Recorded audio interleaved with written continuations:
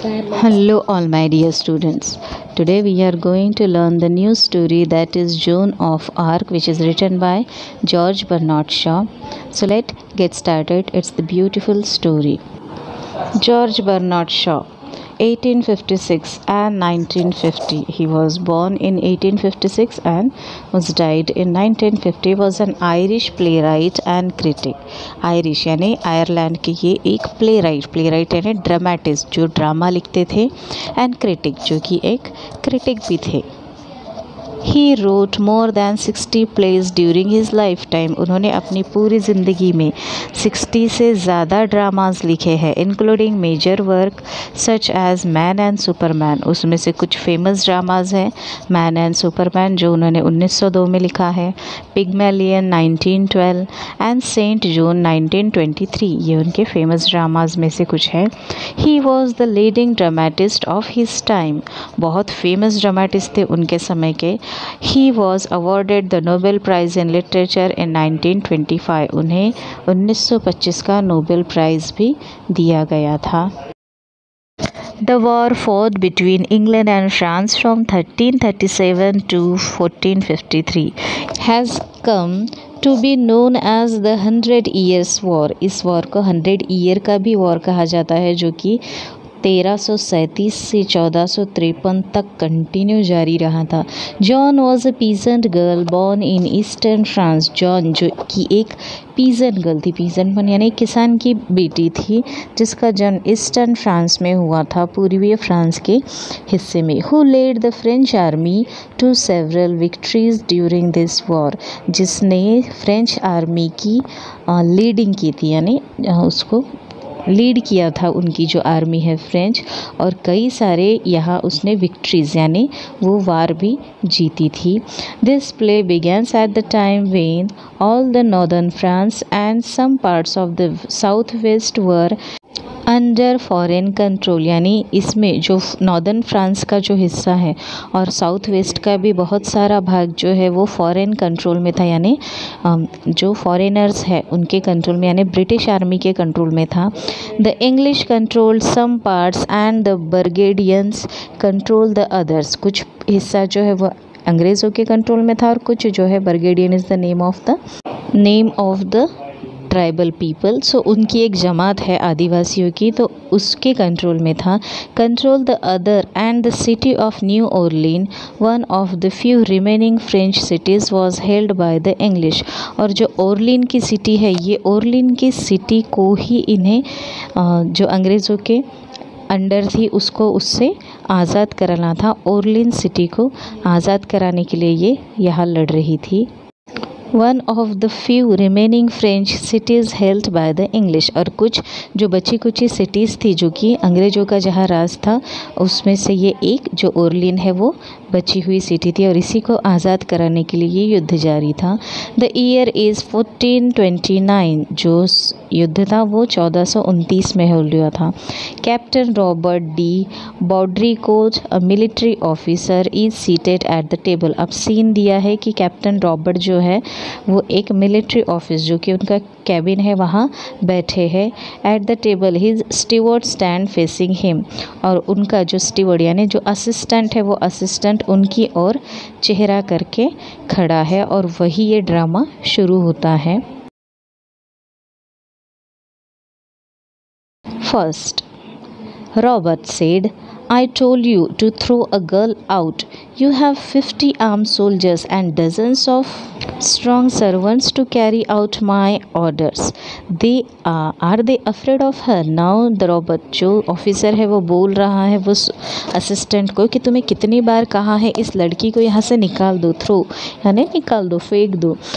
तुम्हारे पास इतने सारे 50 आर्म्ड सोल्जर्स, 50 आर्म्ड सोल्जर्स है, and dozens of strong servant, और कितने सारे जो है मजबूत शक्तिशाली ऐसे नौकर भी है. क्या तुम सब ये मिलकर मेरी ऑर्डर पूरी नहीं कर सकते? Are they afraid of her. क्या सारे के सारे सोल्जर्स और सारे के सारे सर्वेंट्स ये छोटी सी लड़की से डरते हो?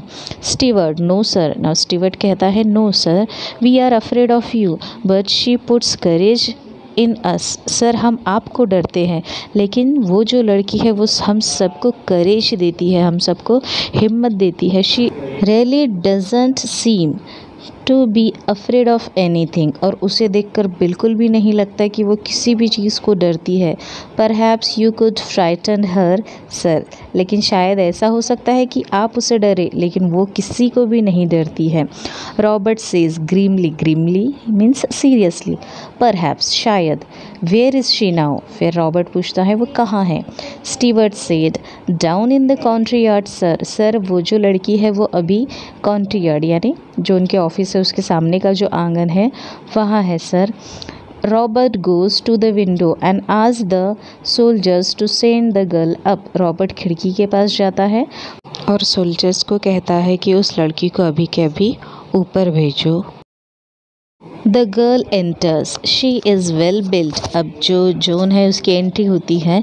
She is well build strong country girl of 17 to 18 years, वो जो वेल बिल्ड है यानी जो उसकी प्रकृति है, शारीरिक प्रकृति है वो काफ़ी स्ट्रॉन्ग है, जो कि एक कंट्री गर्ल यानी एक खेड़े की लड़की है, एक देहात की लड़की है जिसकी उम्र कम ज़्यादा 17-18 साल तक है। The square glare neither frighten her nor stop her, she speaks confidently. Square यानी जो अंग्रेज़ अधिकारी है वो उसे देख रहा था, ग्लेयर करना, ग्लेयर मीन्स एकटक लगाकर देख रहा था, लेकिन इससे भी वो डरी भी नहीं।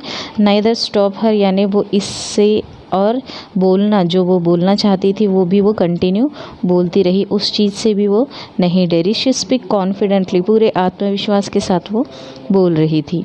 John says good morning captain squire, अब उसने गुड मॉर्निंग किया है कैप्टन को। You are to give me a horse and armour and some soldiers, sir आपको अब वो डायरेक्टली बोल रही है कि उसे क्या चाहिए, तो वो बोल रही है कि सर मुझे हॉर्स चाहिए और आर्मर चाहिए और कुछ सैनिक चाहिए। And send me to the Dauphin, और आप मुझे डॉफिन के पास भेजने की तैयारी कीजिए। Robert says this girl is mad, why didn't you tell me so you blockhead। Now that Robert thinks that the girl is not able to fight with the Britishers and he says that कि वो Stewart को बोलते हैं ये girl पागल है, और क्या तुम्हारा भी दिमाग पागल हो गया है जो तुम इसकी मदद करना चाहते हो। And she is not able to fight with the English people, वो नहीं लड़ सकेगी, वो गर्ल है, वो भी छोटी सी 17-18 साल की गर्ल है, बिल्कुल भी पॉसिबल नहीं है उसके दुश्मनों से लड़ना। Stewart says, Sir, do not anger her. Give her what she wants.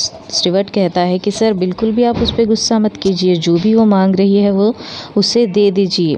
Now Robert says, I shall send you back to your father with order to put you under lock and key. वो कहता है कि मैं तुम्हें वापस तुम्हारे पिता के पास भेज दूँगा, वो जॉन को कहते हैं, जो कि तुम्हें वापस दोबारा तुम्हें लॉक करके रख देंगे घर में। Zone says you think you will square, फिर जोन कहती है आपको लगता है आप ऐसा कर सकते हो। But it won't happen that way, लेकिन जैसा आप चाहते हो वैसा नहीं होगा। You said you would not see me, आपने कहा था कि आप मुझे नहीं देखोगे। बट हेयर आई एम, लेकिन मैं आपके सामने हूँ। Robert says so you are assuming that I will give you what you want, तो तुम्हें ऐसा तो नहीं लग रहा है कि तुम्हें मैं वो दूंगा जो तुम चाहती हो। Zone yes square, yes sir, मुझे बिल्कुल वैसा ही लग रहा है कि जो मैं चाहती हूँ आप मुझे वो दोगे। A horse will cost 16 Franks, जो घोड़ा है वो घोड़े की कीमत कम ज़्यादा 16 फ्रैंक्स होगी। Franks is the currency of France. It is a big amount of money, but I can save it on the armor. लेकिन वो कहती है हाँ 16 फ्रैंक्स तो लगेगी, बहुत बड़ी अमाउंट भी है, but I can save it on the armour, लेकिन आप जो मुझे आर्मर दोगे उस पर मैं वो सेव कर सकती हूँ। I don't need a beautiful armour made by the major, मुझे बहुत महंगा ऐसा आर्मर कहते हैं जो लड़ते समय जो कवच बॉडी पे पहना जाता है उसको चेलखत भी कहते हैं, that is called armour. I can find a soldier's armour that will fit me, मैं किसी भी सोल्जर का पुराना आर्मर ले लूँगी जो मुझे फिट आ जाएगा। Well enough. I shall not want many soldiers, मुझे बहुत ज़्यादा सोल्जर्स भी नहीं चाहिए। I shall not want many soldiers, the dauphin will give me, जो सोल्जर्स है वो भी मुझे dauphin is the prince of France. Now will give me, जो डॉफिन है, जो प्रिंस है फ्रांस का, वो मुझे सोल्जर्स भी देगा। All I need to free Orleans, और जो भी मुझे और लगने वाला है, जो मुझे ओरलिन को फ्री कराने में लगने वाली चीज़ें हैं, all the things will given to me by dauphin, dauphin मुझे वो हर चीज़ देने वाला है। Robert said shocked to free Orleans, Robert एकदम शॉक होके बोलता है डॉफिन तुम्हें देने वाला है ओरलिन को फ्री कराने के लिए ये सारी चीज़ें। John simply yes squire, John कहती हैं हाँ डॉफिन ही देगा। 3 men will be enough for you to send with me, आप मुझे बस 3 लोग दे दीजिए जो मेरे साथ जाएंगे। Polly and Jack have promise to come with me, Polly ने और जैक ने मुझे प्रॉमिस किया है कि वो दोनों भी मेरे साथ आने वाले हैं। Robert said you mean monsieur de Poulengey, तुम्हारा मतलब है मॉन्सियर डी पॉलिंगी तुम्हारे साथ आने वाला है। Yes squire, Jack will come willingly, he is a very kind gentleman, फिर वो कहती हैं कि हाँ जैक जो है वो अपनी मर्ज़ी से आ रहा है, जो बहुत काइंड जेंटलमैन है। And give me money to give to the poor, और वो मुझे पैसे भी देता है गरीबों में बांटने के लिए। I think John Godse will come, and Dick the archer, and their servant John of Honcourt and Julian, means these many people are coming with me.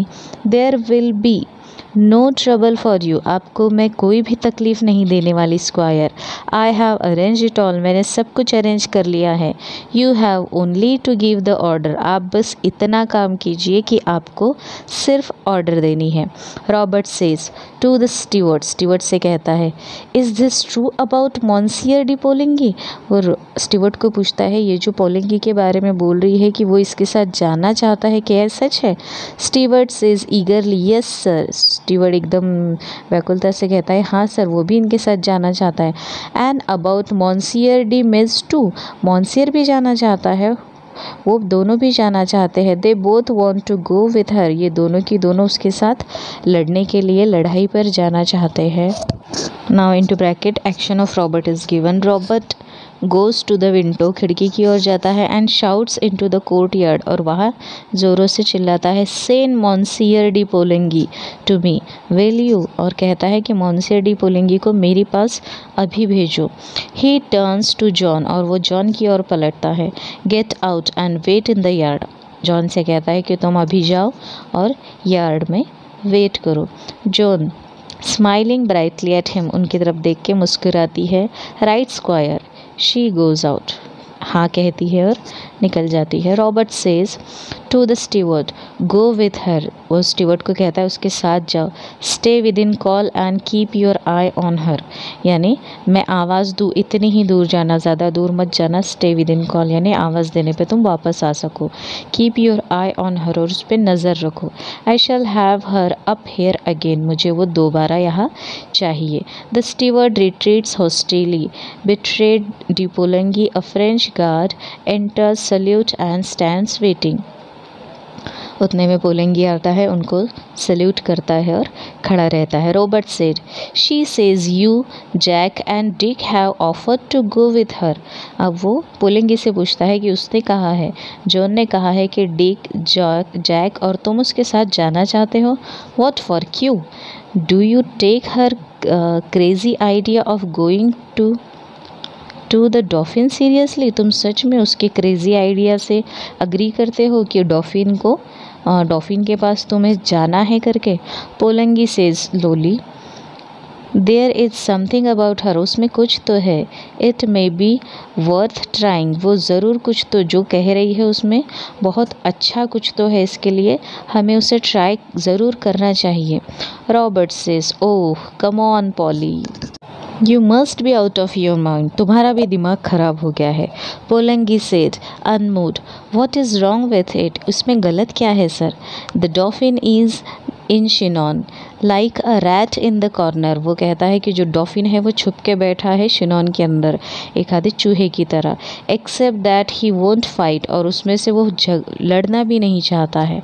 The English will take Orleans, और ऐसे में definitely ऐसा ही होगा, जो अंग्रेज़ है वो ओरलिन को अपने कब्जे में ले लेंगे। He will not be able to stop them, और डॉफिन कुछ भी नहीं कर पाएगा उनको रोकने के लिए। Robert says he beat the English the year before last at Montargis. वो कहता है कि मैंने खुद देखा है डॉफिन को, उसने अंग्रेज़ों को हराया है। आई वॉज विथ हिम, मैं भी उसके साथ था। बोलेंगी but his men are cowed and now he can't work miracle.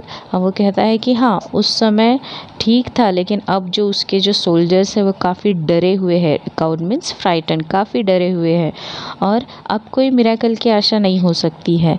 And I tell you that nothing can save our side now but a miracle. अब हमारी जो आर्मी है, हमारे जो सैनिक है, अब उन्हें सिर्फ एक मिरेकल ही बचा सकता है। Now Poulengey said this only we can expect for a miracle. Then Robert said miracle are all right Polly, the only difficulty about them is that they don't happen nowadays.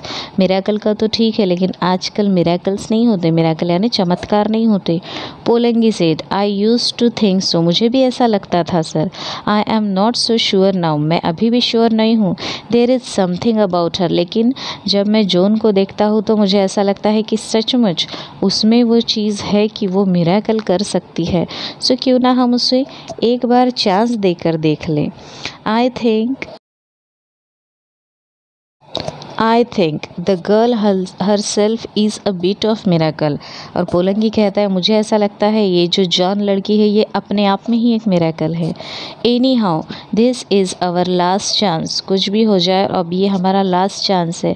Let's see what she can do. अब हमने इतने सारी चीज़ें करके देख ली, अब ये भी लास्ट चांस देख लेते हैं वो क्या कर सकती है।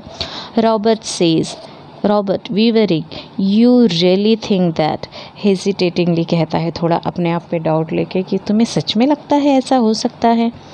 पोलंगी से turning is there anything else left us to think. अब वो कहता है क्या इसके अलावा हम दूसरा कुछ सोच सकते हैं, क्योंकि ये आखिरी रास्ता नज़र आ रहा है। Let's take a chance, her words have put fire into me. और कहता है कि एक चांस लेकर देखते हैं, क्योंकि उसके जो शब्द है उन शब्दों से मुझे काफ़ी ताकत मिली है मेरे अंदर। पुट इनटू फायर यानी अंदर से लड़ने के लिए ताकत मिलना, तो इसीलिए हम उसे चांस देकर देखते हैं। रॉबर्ट सेज गिविंग अप, ये जो वर्ड है WHEW, दिस मीन्स जब हम फ्रस्ट्रेशन में मुंह में से हवा बाहर छोड़ते हैं ऐसे करके। You are as mad as she is, और वो कहता है फ्रस्ट्रेशन में कि तुम भी पूरा उसी की तरह पागल हो गए हो, पोलंगी को कहता है। Now here we have finished with the first part. The second part we will see in next video. So if you like the video, please like, share with your friends and subscribe the channel. Till then, thank you. Bye bye.